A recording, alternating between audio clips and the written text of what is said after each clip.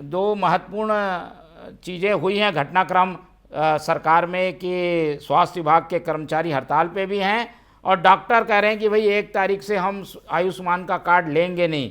इसका असर होगा बड़ा। कांग्रेस कैसे देखती है इन दोनों चैलेंजों को? सबसे बड़ी बात है, आज जो सरकार प्रदेश में है वो सरकारी योजना की हालत जो है अब सरकारी अस्पताल जैसी हो गई है।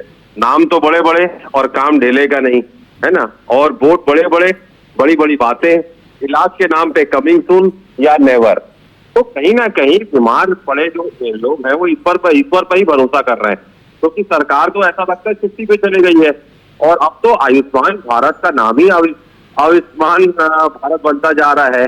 और मैं आपको बता दूं कि जिस प्रकार से आईएमए का आरोप है कि पिछले 6 महीने से भुगतान अटका रखा गया है और अस्पताल पर दबाव बनाया जा रहा है, तो उन्होंने तो साफ कहा है कि मार्च 2025 से अब तक भुगतान को रोक दिया गया है और मार्च 2025 में केवल सितंबर अक्टूबर 2024 तक का आंशिक भुगतान हुआ था और कुछ अस्पतालों को तो 2023 से ही भुगतान लंबित है।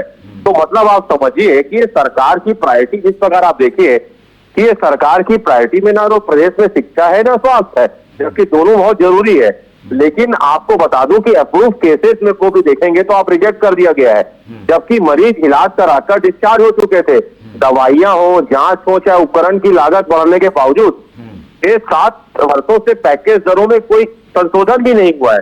तो मैं आपके माध्यम से कहना चाहता हूं कि आईएमए का कहना है कि भुगतान में अगर देरी होती है तो नियमों के नाम पर लगातार जो कार्रवाई, अस्पतालों की स्थिति संकट में आ गई है। और मैं आपके माध्यम से एक और चीज कहना चाहता हूं मोहन जी कि योजना सिर्फ कागजों में ही चालू है, अस्पताल में तो जनता एक्चुअल में आईसीयू में आ रही है। तो जनता अब समझ चुकी है कि इनका ना तो बजट है, ना ये इलाज करा सकते हैं और बची सिर्फ फोटो और प्रेस रिलीज पे ही सरकार चल रही है। ठीक है, चलिए, आश्वासनों पर कांग्रेस को भरोसा नहीं है, पर ये आश्वासन अगर जल्द पूरे नहीं हुए तो बड़ी समस्या खड़ी हो सकती है।